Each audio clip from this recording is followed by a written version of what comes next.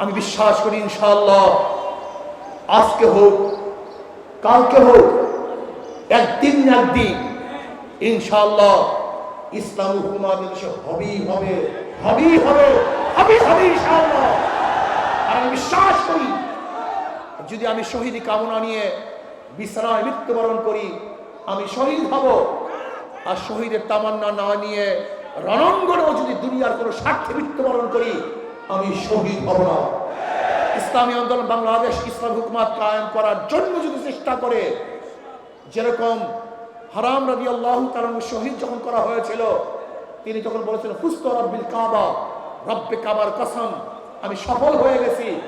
যখন শহীদ হয়েছিলেন তিনি তখনও শহীদ হবার সময় বলছেন সফল হয়েছি।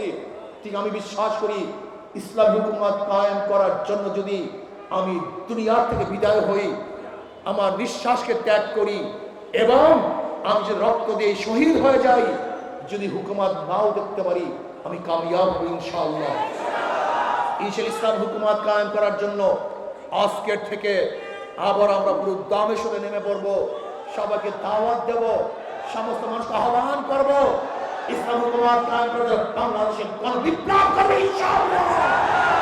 আজকে হোক কালকে হোক এদেশের মানুষ ইসলাম হুকুমতের জন্য রাস্তায় নেমবেই নামবে ইনশাআল্লাহ, কোনো সন্দেহ নাই। আসুন ইসলাম হুকুমতের জন্য আজকের থেকে আবার নতুন উদ্যমে আমরা কাজ শুরু করব।